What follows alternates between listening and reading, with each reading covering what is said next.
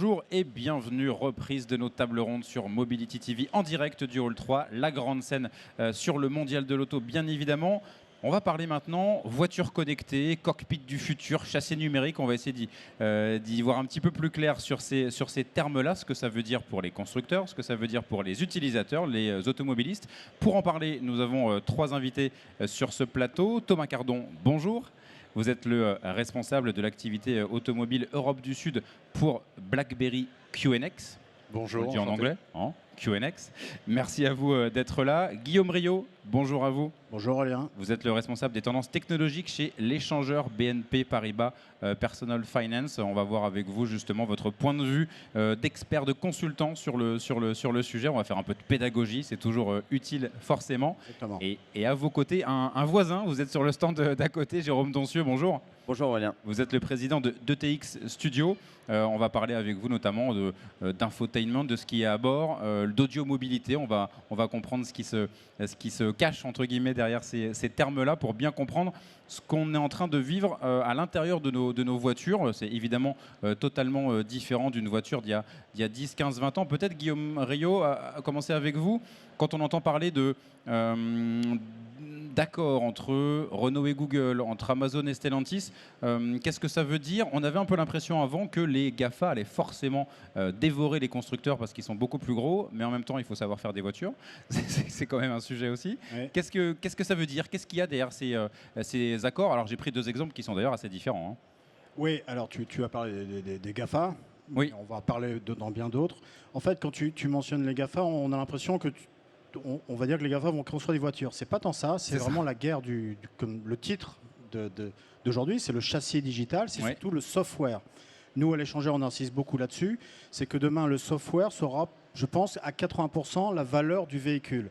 Alors, ça veut dire quoi? J'ai quelques chiffres.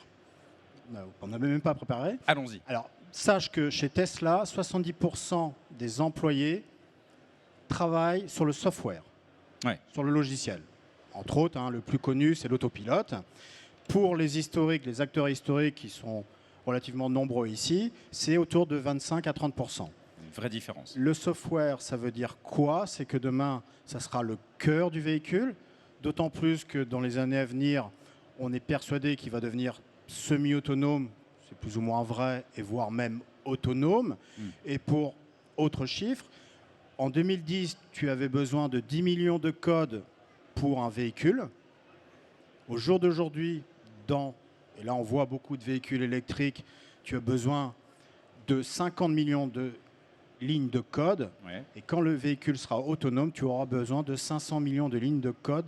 Donc tu vois que quand tu auras pas grand-chose à faire dans ton véhicule, il va falloir développer des services et le software va devenir un peu l'élite, le choix peut-être premier du véhicule.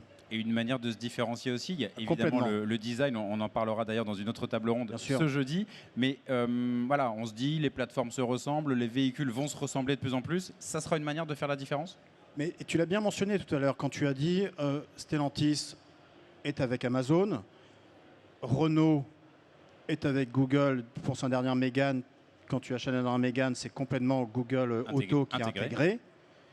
Mais entre-temps, hier, tu as eu une annonce de Renault qui dit « Nous, on développe notre propre assistant vocal pour contrôler nos services ». Et tu vois qu'il y a une espèce de schizophrénie dans le monde de l'automobile. Est-ce que je me marie avec des géants de la techno? Ça veut dire quoi? Très bien, parce que jusqu'à maintenant, tu plugues ton smartphone, tu as ton Apple Care, etc. Mais demain, si c'est Apple est plugué dans ton véhicule, c'est eux qui vont gérer les services contextualisés qui seront d'autant plus démultipliés quand le véhicule sera autonome. Ça pourra de la télémédecine, du télétravail et j'en passe, et on en parlera peut-être tout à l'heure. Qui gère les données, effectivement, c'est un vrai sujet. Et entre-temps, bien sûr, ces acteurs de l'automobile ont des partenariats avec ces géants, mais entre-temps, tu as des groupes comme BMW qui sont les plus impliqués, qui travaillent sur leur propre OS et qui sont déjà mis en place. Effectivement. Alors Thomas Cardon, vous pour BlackBerry QNX, alors pour poser un petit peu le décor, on peut dire que globalement QNX est présent dans 215 millions de véhicules, peut-être même encore plus maintenant, ça se développe. En tout cas, c'est quasiment un logiciel de base. Et puis ensuite, il y a différents accords, différents usages. Alors oui, 215 millions, c'est le dernier tracking qu'on a. Ouais. Ça évolue année après année, évidemment.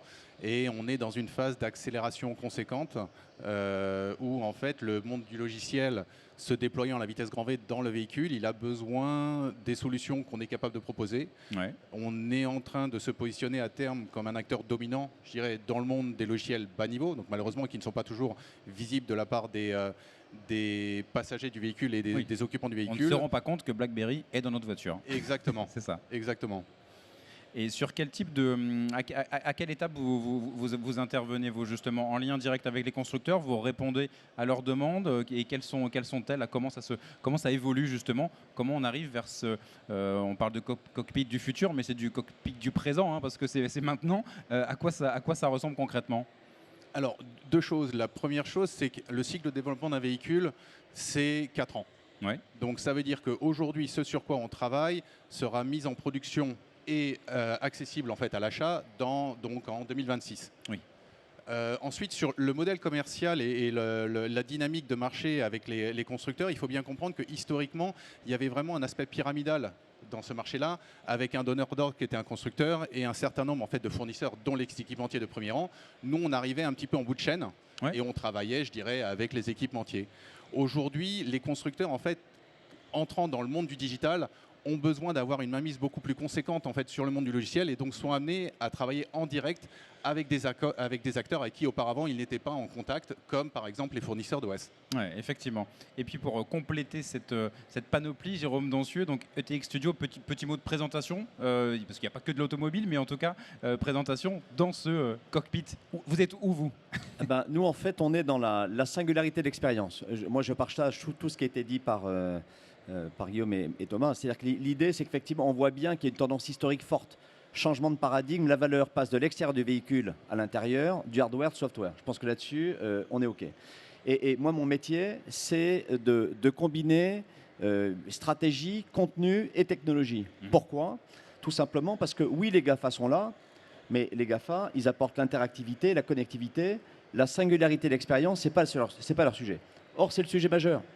Le sujet majeur, c'est vraiment le dernier mètre de l'expérience. Et donc, nous, on est des spécialistes du contenu de la technologie audio. Et pourquoi est-ce qu'on dit qu'on va devenir the next leader of audio mobility? C'est que la voiture autonome, technologiquement, est prête. Mais moi, je vais bien faire un pari.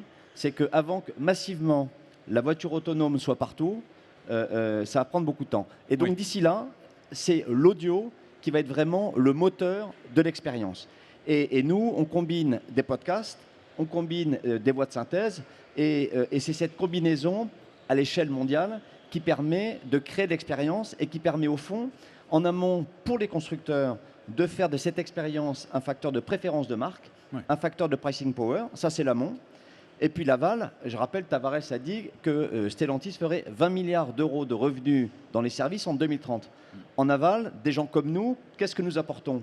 De l'abonnement, de la monétisation ou de la data ou de la pub, 3, de l'affiliation. Et donc l'idée, c'est au fond, on est en train d'inventer l'autoradio du futur. Et je pense vraiment que, d'ailleurs, il y a Netflix juste à côté, nous on est juste derrière. Qui aurait imaginé au dernier salon de l'auto que des spécialistes du contenu et technologie seraient là? Ce salon, c'est le salon du futur de l'automobile ou de l'automobile du futur. On est là tous les trois. Voilà. C'est effectivement très symptomatique. Exactement. Et si je peux pour ajouter quelque chose, au CES de cette année, on a eu Sony qui, au-delà de présenter ce qu'il présente, l'entertainment, etc., a non seulement présenté sa nouvelle PlayStation, etc., ses nouveaux films, mais se lance dans l'automobile. Donc Sony, on connaît tous, hein, c'est du software. Entre-temps, on a eu Xiaomi, qui est l'équivalent de l'Apple en Chine, qui vont lancer leur production de véhicules en 2024. Et je vous passe Alibaba, qui a lancé son véhicule aussi l'année dernière. Hyundai, maintenant, qui dans ses points de vente, met ses véhicules avec son logiciel software Harmony OS. Et c'est pas innocent tout ça, c'est pas tant pour... Le châssis, c'est pas encore leur cam, entre guillemets, mais c'est derrière, c'est les services contextualisés, le véhicule hyper connecté qui saura que vous êtes près d'un restaurant, près d'un Leclerc, que Peut-être on en parlera après, tu me dis si, si Alors, on avance. très bien, Il y aura allons-y. des allons-y. capteurs par rapport à ton émotion, il saura si tu es fatigué ou tu as plutôt faim et qui va anticiper une commande parce Ouais. que tu as 10 minutes de chez toi et on parle de la livraison hyper rapide qui va prendre le lead. C'est ça en fait, Ouais. ça va être... et 80% des Français utilisent leur véhicule, et je ne parle pas en Chine, etc.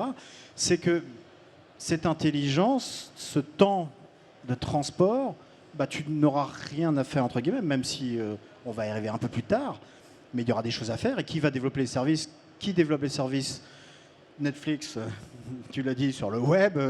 Ouais. Tous ces géants, pendant le Covid, en ont bien profité pour s'implémenter dans la smart home. La prochaine étape, c'est la smart car, entre guillemets. Oui, bien sûr. Jérôme Doncieux, pour revenir sur justement l'audio-mobilité, donc alors voilà, de la production de contenu, ça on peut facilement le comprendre, des podcasts, etc., pour accompagner son expérience de conduite, l'autoradio du futur. L'audio-mobilité, qu'est-ce que ça veut dire? En fait, c'est la même logique, c'est de dire qu'aujourd'hui, un consommateur, le matin, il va être en voiture, le lundi matin, le mardi, il va être en vélo. Voilà, donc cette notion d'audiomobilité, c'est ça, c'est De vraiment ce l'accompagner côté. tout au long de... Exactement, Ok. tout au long de l'expérience, c'est vraiment cette notion qui est fondamentale dans les usages, hein, puisque c'est vraiment ça que l'on voit. Et par ailleurs, dans un contexte de fatigue digitale généralisée liée à la vidéo, l'audio, c'est à la fois frugal et c'est smooth pour les gens. Et nous, on commence à le voir d'ailleurs. On travaille avec une petite communauté de spécialistes de la cardiologie interventionnelle. Au départ, c'est des contenus textes digitaux. Maintenant, grâce à nos technologies, c'est à l'audio. 70% des écoutes se font en situation de mobilité. Ils courent, ils sont dans un train de banlieue ou ils sont dans leur voiture. C'est ça l'avenir. Et il va y avoir à la fois, à notre avis, une explosion de l'usage B2B2B. C'est Car as a Management Tool. Hein, et ça va être très, très important. Récemment, je parlais avec une grande boîte, 90 000 personnes dans le monde, 70% en situation de mobilité, 12 000 véhicules utilitaires en France. Si chaque trajet est l'occasion de mieux informer les collaborateurs sur la sécurité, sur la politique de la boîte, sur le dernier produit, et puis parallèlement leur faire écouter des super podcasts de chez Magellan parce que c'est leur boîte qui leur offre ça, tout d'un coup, il y a un vrai changement de mix managérial. Et ça, c'est le B2B2B. Et sur le B2B2C, hier, je parlais avec Olivier Lombard, je suis admiratif de ce que fait Opium. Opium, ouais. Qu'est-ce qu'il dit? Dieu sait que c'est une très jolie voiture de l'extérieur. Il dit le match va se gagner notamment à l'intérieur. Ouais. Voilà. Et c'est ce que vous observez également aussi, Thomas Cardon. Le match se joue à l'intérieur. Voilà, BlackBerry, on ne va pas tous les citer parce que ça va prendre 12 minutes de travail avec tous les constructeurs. Vous faites des choses avec BMW, avec Cariad pour le groupe Volkswagen. Donc chacun essaie aussi malgré tout d'avoir sa particularité pour justement se différencier. Alors, c'est même encore plus complexe que ça, puisqu'aujourd'hui, il y a un phénomène de consolidation sur le marché de l'automobile. C'est-à-dire qu'en fait, Oui. il y a beaucoup de marques, mais il y a peu de constructeurs. C'est-à-dire qu'en fait, par le biais d'un certain nombre de rachats, les acteurs, en fait, se sont Oui. réduits. Et donc, d'une part, chaque acteur veut se différencier de son concurrent, mais au sein de chaque acteur, vous avez également une mise en concurrence de la part de l'ensemble des marques. Donc, en effet, cette notion d'identité de la marque, elle est extrêmement importante. Et historiquement, elle se traduisait notamment par le design extérieur, les matériaux, la motricité. Dorénavant, ça va se traduire énormément au travers de l'expérience que l'on offre à l'ensemble des utilisateurs du véhicule. Il y a un autre élément aussi qui est important, c'est de comprendre qu'il y a vraiment une transition de l'utilité du véhicule. Le véhicule est une fonction plaisir, est une fonction nécessaire, mais on le vivait vraiment comme un moyen de locomotion. C'est en train de devenir en fait quelque chose d'autre. Je dirais la fonction de locomotion, elle est essentielle, mais l'idée c'est vraiment de s'orienter vers une plateforme qui permet de faire énormément de choses, dont le fait de se déplacer. Effectivement, et il y a un aspect qui était intéressant dans ce que vous avez évoqué, frugalité, je crois que le mot est revenu une fois ou deux. On parle de low-tech, justement de faire en sorte que l'impact environnemental soit pris en compte dans ces innovations. Dacia a parlé il n'y a pas très longtemps du Bring Your Own Device, donc c'est-à-dire que globalement, c'est juste on va plugger son téléphone et on retrouvera son univers. Comment on arrive aussi à justement innover, faire la différence, en mettre plein les yeux en disant venez chez nous, regardez tout ce qu'on vous propose, et en gardant cet objectif de développement durable qui est présent chez tous les groupes. C'est un grand débat actuellement, là, tout ce qui est transition énergétique. On le voit sur le salon, c'est pratiquement le mot fort. le mindset du salon. Au-delà de ça, c'est de se dire aussi que plus ces véhicules auront des capteurs, on parle de l'intérieur, mais c'est aussi les capteurs externes. Je vais parler de véhicules autonomes, mais au-delà de détecter une présence, une ville, qui a un musée, un restaurant, ça sera aussi des détecteurs peut-être d'environnement, de niveau de pollution. Peut-être qu'on aura des détecteurs qui nous diront qu'il y a un niveau de pollution assez élevé, peut-être on baissera la vitesse automatiquement. C'est peut-être un côté un peu 1984, mais au-delà de ça, on peut imaginer beaucoup de choses. Et ce que je veux dire aussi, c'est que la technologie permet aussi de mieux tracer les véhicules. On parlera peut-être de la NFT, je ne sais pas si tu as prévu. Oui, ça peut faire. C'est qu'on parle de smart contract, on saura mieux identifier les véhicules, de savoir à qui ils ont été revendus, est-ce que le kilométrage a été respecté. Et ça, les NFT, bon, je ne sais pas si tout le monde en a entendu parler, mais c'est les non-fungible tokens, sont des assets digitaux qui permettent, grosso modo, d'authentifier un asset digital ou physique. Et je parle d'Alfa Romeo pour son dernier véhicule tonal qui va sortir en 2023, où quand vous signerez votre contrat, ça ne sera pas Alfa Romeo et vous, ça sera Alfa Romeo et un environnement blockchain qui fera que ça sera vraiment authentifié. Et si je revends mon véhicule, je ne pourrai pas trucher sur le nombre de kilométrage, sur si je n'ai pas fait des révisions, etc. Et même Opel pourra me communiquer ensuite, s'il y a un autre acheteur, que je suis à tel niveau. Donc on pourra aussi suivre en termes de transition énergétique, autant en termes de Il y a aussi cet aspect-là permis par ce cockpit du futur. Jérôme Doncieux, vous vouliez ajouter quelque chose? Non, oui, tout simplement, ce que dit est absolument juste. D'ailleurs, Bruno Le Maire rappelait ce matin les efforts de l'État pour favoriser l'innovation dans ce pays. Notamment, vous savez qu'il y a spécifiquement pour l'automobile un fonds qui s'appelle le CORAM, dans le cadre de France 2030. Et nous, on remet un dossier dans quelques semaines, le 7 novembre très précisément, notamment en partenariat avec Continental, dont les équipes Mobility du futur sont en France. Et l'enjeu, l'autoradio du futur dont je parlais, l'idée c'est quoi? C'est qu'il soit personnalisé très fortement, deuxièmement responsable, et troisièmement fortement créateur de valeur pour toute la filière. Cette notion de responsabilité, elle est fondamentale. À la fois parce qu'effectivement, les capteurs dont on parle, il y en a beaucoup potentiellement. Et aujourd'hui d'ailleurs, les OEM ont pris conscience tardivement de l'enjeu. Et il faut absolument qu'ils reprennent confiance en eux sur le sujet. Le match est absolument pas plié. C'est comme un film que tu vois au cinéma ou à la télévision. Bon, aujourd'hui, mirroring du smartphone, c'est très bien, mais c'est le film, la qualité de la télé. En fait, fondamentalement, il y a intrinsèquement des atouts dans le véhicule, si les OEM les exploitent bien, qui font qu'ils peuvent délivrer une qualité d'expérience, une pertinence de l'expérience, une singularité d'expérience incroyable. Et cette prise de conscience est très tardive. Et l'enjeu, on parlait de Tesla tout à l'heure. Tesla, c'est moins d'1 million de voitures et c'est 2 fois la valorisation en bourse cumulée des 5 plus gros acteurs qui eux-mêmes vendent 40 millions de véhicules. Pourquoi ? Tout simplement parce que c'est une boîte de software avant d'être une boîte d'automobile. Et donc l'enjeu, je pense que d'ailleurs notre enjeu à nous trois, toi en éclaireur et nous en industriel du sujet, c'est d'aider finalement l'industrie à, d'une certaine façon, pardon, ça manque d'humilité, rattraper leur retard. Mais derrière, c'est des enjeux qui sont colossaux. 40 milliards d'euros en 2030 sur ces sujets-là. Voilà, c'est pas une paille. Hein. Et ce qui est incroyable, c'est que les nouveaux slogans maintenant, je crois que c'est celui de Toyota ou Hyundai, j'hésite, mais c'est maintenant Unlock your software. Oui. C'est un nouveau slogan. Oui, c'est ça. C'est plus la voiture qui va vous faire voyager, c'est Unlock your software. Donc le voyage, il est à l'intérieur. Peut-être un mot aussi avec vous, Thomas Cardon, pour BlackBerry. On disait globalement, BlackBerry est à l'intérieur de tous les véhicules, on ne le sait pas. C'est notamment pour cet aspect de sécurité, d'ADAS, d'aide à la conduite. C'est dès le logiciel que tout ça se met en place. Est-ce que vous pouvez nous expliquer un petit peu ça ? Oui, tout à fait.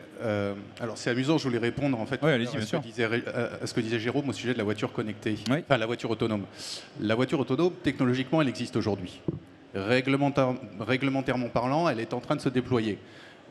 Démocratiquement parlant, elle va arriver. C'est-à-dire qu'aujourd'hui, Mercedes fait du véhicule autonome dans des conditions bien spécifiques, c'est-à-dire avec des limitations de vitesse, avec un contexte urbain bien spécifique. Les technologies qui sont aujourd'hui déployées par Mercedes seront à terme accessibles à l'ensemble des utilisateurs. Donc il y a un effet d'échelle qui va arriver et il faut faire preuve de patience et à un horizon de 4 à 5 ans, on peut estimer, on peut espérer en tout cas avoir accès de manière démocratique à l'ensemble de ces sujets. Ouais. Par contre, en effet, ça amène des sujets évidents sur la sûreté des passagers, la sûreté du conducteur, la sûreté de l'ensemble des occupants de la voie publique. Et donc, de ce point de vue-là, en fait, c'est bien de parler de Google, c'est bien de parler d'Android. Android, il n'y a aucune sécurité. Enfin, attention, il n'y a aucune sûreté associée à de l'Android aujourd'hui. Alors demain, ça pourra évoluer, mais aujourd'hui, ce n'est pas encore le cas. Et donc, vous avez besoin d'acteurs qui vont vous apporter en fait des garanties sur la sûreté de fonctionnement quand vous déployez de l'Android dans un véhicule et que ça a trait à des fonctions critiques du véhicule, comme par exemple la motricité. Et là, c'est là où, dès le début, si vous intervenez avec BlackBerry, c'est des accords, c'est comment ça se passe? Alors, dans ce processus en fait, de 4 ans de développement dont on a parlé, c'est là où en fait, on est amené à travailler avec les constructeurs en amont, au moment où quelque part on n'est pas encore dans cette phase de codage, mais on est vraiment dans cette phase de conception et d'architecture. Essayer en fait, de schématiser l'ensemble du véhicule et pour comprendre quels peuvent être en fait, tous les use cases et qu'est-ce qui va avoir une interaction avec quoi pour anticiper justement ce type de défaut. Oui. Et s'adapter aussi aux différentes plateformes. On parle souvent de Qualcomm, évidemment, avec le Snapdragon. Donc voilà, il y a des normes, il y a des choses qui reviennent beaucoup, mais il faut aussi savoir s'adapter aux mises à jour permanentes. C'est ça aussi les enjeux quand on parle de sûreté. C'est un peu comme le monde du PC ou le monde de la console. Là, dans le monde de l'électronique qui est déployé dans le véhicule, il y a une accélération extrême en fait, sur les architectures qui sont déployées. Et donc, ça amène en fait une obligation pour les constructeurs d'avoir une approche beaucoup plus agile. Ouais. Parce qu'il faut être capable d'évoluer dans le temps pour s'adapter en fait, aux évolutions technologiques. On parlait de frugalité tout à l'heure. Oui, mais il n'en reste pas moins qu'aujourd'hui, les constructeurs ont besoin de ces technologies. Elles leur permettent d'être beaucoup plus efficaces et donc, par défaut, en fait, et grâce à cela, d'être en effet beaucoup plus économe. Mais par contre, les technologies qui sont utilisées sont extrêmement véloces. Tu parlais de Windows. Je pense que les acteurs historiques, entre guillemets, de l'automobile veulent éviter d'avoir un Windows. Oui. Parce qu'actuellement, justement, Stellantis, on parlait de Stellantis avec Amazon ou de Renault avec Google. Mais en parallèle, ils cherchent à travailler sur leur propre OS, BMW le plus avancé. D'ailleurs, ils ont un moyen de paiement intégré avec Visa, je trouve ça super, des microservices. Mais moi, je pense, et même ce qui est intéressant, c'est par exemple Toyota a débauché la personne qui a créé Android. Ils ont créé leur un logiciel open, leur software open qui permet de communiquer avec la smart home, tout comme ce que prône Amazon. Et tu as une société turc qui est très intéressant, qui s'appelle TOG, et qui dit je ne vends pas un véhicule, mais je vends en premier lieu un digital device qui sera capable de se connecter à ta Nespresso. Donc on change complètement de paradigme. Il n'est pas très présent ici, mais je peux vous dire que l'année prochaine on en reparle. Ouais, effectivement. Et sur cet accompagnement, là aussi, vous regardez ça de près, avec la production de contenu, l'accompagnement dont vous parliez, forcément, la mise à jour permanente, c'est ça aussi ? Par définition. Donc c'est deux choses en fait. C'est une qualité d'expérience permanente apportée aux consommateurs. Je prends même un exemple. Il y a malheureusement encore pas mal de zones blanches en France. Quand avec de la technologie, vous savez repérer cette zone blanche, soit vous la contournez, soit vous la traversez, mais au préalable, vous allez télécharger les contenus qui vous intéressent. C'est une façon très concrète de faire en sorte que chaque minute soit une minute utile et pas une minute perdue. Ça, c'est le premier élément par rapport aux consommateurs. Et ensuite, par rapport aux industriels, derrière, vous avez des enjeux super importants de création de valeur. Oui, effectivement. Alors, BlackBerry, pour revenir à votre rôle, donc un lien entre la technologie du constructeur, les applications, les services apportés par les GAFA, et puis donc les enjeux de sûreté. Qu'est-ce qui est le plus important en ce moment? Vous allez me dire peut-être les trois. Est-ce que vous avez l'impression qu'il y a une demande plus sur est-ce que la sûreté, en fait, ça on gère et ça se fait de manière fluide. Et là, on va peut-être faire la différence sur l'aspect service, peut-être. Est-ce que c'est les choses que vous constatez? Alors, sur la sûreté en tant que telle, en fait, c'est l'évolution de la mécanique vers l'électronique, vers le logiciel. Ouais. Gérer de la sûreté sur la mécanique, on sait faire. Gérer de la sûreté sur l'électronique, on a appris à le faire. Maintenant, on doit faire de la sûreté dans le monde du logiciel. Aujourd'hui, comme un certain nombre de fonctions qui étaient précédemment gérées par soit de la mécanique, soit de l'électronique, sont en train de migrer vers du logiciel, il faut apprendre à gérer de la sûreté sur ces fonctions qui précédemment n'étaient pas en fait exposées au monde du logiciel. Donc évidemment, c'est un apprentissage permanent. Il y a un certain nombre de technologies sur lesquelles on peut s'appuyer pour le mettre en œuvre, mais il n'y a pas de solution out of the box. Donc de ce point de vue-là, il y a toujours cette logique d'accompagnement pour justement, on ne va pas dire aider à l'apprentissage, parce que les constructeurs n'ont pas besoin de nous pour apprendre les choses, mais en tout cas pour amener cette expertise sûreté et les aider justement à appréhender un certain nombre de notions. Ouais, très bien. Guillaume Rios, le consommateur du coup dans tout ça, l'automobiliste, à quel moment ça va faire tilt chez lui de se dire oui là vraiment ça m'apporte quelque chose de très différent, donc je vais choisir ce constructeur. Est-ce qu'on va en arriver là, de se dire que tout ce qu'on est en train de dire, ça peut être un choix d'aller plutôt chez tel constructeur qu'un autre? Si je comprends bien ta question, c'est de savoir est-ce que je choisis le software par rapport C'est ça. quel software il a dans ce véhicule. Au jour d'aujourd'hui, non. Justement, Tesla un petit peu ou même pas forcément? alors Tesla, c'est plus, c'est pas tant pour le software, c'est pour le design, moi c'est pour l'écran. Oui. Mais le software est super, l'autopilote est l'un des plus avancés au monde. Mais je pense justement, ce que je te disais en introduction, c'est Sony. Oui. Je prends un cas Oui, c'est vrai que ça très, c'était très, la vraie très surprise marqué. du dernier CES de Las Sony, Vegas. c'est génération Z, millennials, comme tu veux. C'est un peu comme Apple. Sony sort un véhicule. Je dis sort un véhicule, va sortir un véhicule. Parce que c'est vrai, ils vont le sortir en 2025. Oui. C'est Honda qui fera la carcasse. Oui. Mais t'imagines, ils sont habitués à voir cet environnement software, c'est la confiance en fait. Mais malgré tout, il y a Honda. Le design, ouais, c'est Honda derrière, mais je pense que c'est comme Huawei avec Saiche. Tu vois Harmony OS, by Hyundai. Okay. Et pour l'instant, on n'a pas encore d'études de consommateurs là-dessus. Il faudra en avoir, mais parce qu'ils ne sont pas encore lancés, comme Xiaomi, comme Oppo. Mais ça sera vraiment intéressant de voir demain si le véhicule Sony vis-à-vis d'une Tesla, vis-à-vis d'une Toyota, mais ça sera par catégorie socio-démographique, j'imagine. Et encore, j'en suis même pas sûr. Mais je pense que le software, justement, deviendra vraiment un critère important de décision. Votre regard, Jérôme Dancieux? Juste en termes d'études, j'ai en souvenir une étude de Nova Consulting il y a quelques mois sur l'industrie automobile.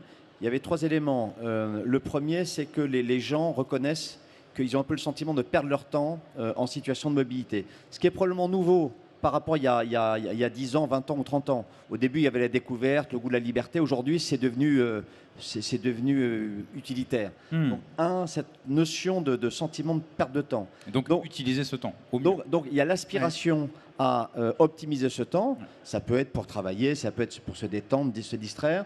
Moi, j'ai vraiment l'intuition aussi que la notion de communauté, de voiture à voiture, il va évidemment se passer des choses autour de ça. Donc, mon voisin a raison. C'est-à-dire qu'aujourd'hui, factuellement, il n'y a pas de preuves sur le marché de critères clés de succès, mais c'est l'œuf et la poule. Les études commencent à nous montrer qu'il y a une vraie aspiration. Maintenant, c'est rupture par l'offre. Il faut que l'offre sorte. Voilà. Ouais. Je voudrais juste compléter. On parlait au jour d'aujourd'hui ou l'année prochaine, mais quand le véhicule sera autonome, tu auras des constructeurs ou les nouveaux acteurs qui viennent du software qui te vendront non pas un véhicule, mais un forfait de vie. Ouais. Demain, tu auras la télémédecine, parce qu'on parle que de l'entertainment. Tu vas parler du son, bien sûr, mais demain, tu auras la télémédecine peut-être, un accès à un coach sportif, parce que tu auras que ça à faire dans ton véhicule. Donc, tu vois, tu auras un package, au-delà du design, tu auras un package l'idée par le software, d'où l'intérêt des constructeurs qui veulent vraiment prendre le lead là-dessus, parce que ça va être le service demain. Oui, c'est ça. Il me semble. On parlait de connexion voiture à voiture. Thomas Cardon, c'est plus simple quand on a tous le même logiciel de base, quand il y a BlackBerry sur toutes les voitures ou pas forcément? Non, pas du tout. Vous n'êtes pas en tout cas sur cette étape après la 5G, etc. Non, parce que alors Il y a un certain nombre de Ça peut faciliter. standards. Oui, Android en est un, par exemple. Ouais. Mais il n'en reste pas moins que les couches applicatives vont être propres aux constructeurs et ils vont travailler là-dessus aussi pour créer leur différenciation. C'est ça. Donc aujourd'hui, je pense qu'il y a vraisemblablement que les constructeurs qui sont capables de répondre à la question de savoir si les services dans le véhicule sont un critère d'achat par rapport à un de leurs concurrents. Il n'en reste pas moins qu'aujourd'hui, ils mettent en place en fait les technologies qui vont leur permettre de déployer de manière dynamique des nouveaux services. La mise à jour automatique, c'est en train d'arriver, donc over-the-air update, ça va leur permettre justement d'enrichir grandement le contenu et l'offre qu'ils vont avoir dans un véhicule. C'est-à-dire que le véhicule, quand on va l'acheter, et le véhicule, quand on va l'exploiter 1 ou 2 ans après, sera probablement plus le même. Ouais, effectivement. Alors on va bientôt terminer notre table ronde. Peut-être si on se projette dans 2 ans, le prochain mondial, Jérôme Doncieux, vous aurez un stand 4 fois plus grand parce que ce sera encore plus important ce que vous proposez pour les constructeurs. Entre-temps, on sera au CES en janvier 2024. Très bien. On présentera un MVP d'un produit extrême. 23 24. Ah d'accord. 24. 24, en très 3 bien. mois, c'est un peu court. 24. Donc, et après au salon de l'auto, pourquoi pas? Ouais, en tout cas, nous, c'est la première fois qu'on participe à un salon de cette nature. Et je pense que c'est absolument le sens de l'histoire. Hein, donc, oui, je pense qu'on peut se dire rendez-vous dans 2 ans. Le mot de la fin, Guillaume Riot, pareil, dans 2 ans, cette thématique-là, elle aura forcément infusé chaque voiture, chaque présentation, Oui. chaque stand. Et c'est pas que pour l'automobile. Nous, à l'échanger, on a l'habitude de dire, même par rapport au CES, on dit que c'est le salon de l'auto, c'est que je pense que maintenant, ça va être des salons de moments de vie. C'est-à-dire qu'un Samsung, on ne les a pas évoqués, mais LG s'intéresse aussi bien à l'auto qu'à la santé, qu'à la maison, et qu'on arrive à des écosystèmes, des forfaits de vie. Et je pense que je ne suis pas sûr qu'il s'appellera encore le salon de l'auto, mais ce sera le salon du forfait de vie. Donc ça pourrait être aussi bien le secteur bancaire, le secteur de l'auto, qui te vendra tout un panel d'interconnexion entre la santé, ta smartphone. Et j'en suis persuadé. Et le CES est la meilleure preuve. Des évolutions passionnantes. Merci à tous les 3 d'être venus sur le plateau de Mobility TV, Merci à ici toi. sur la grande scène. À bientôt.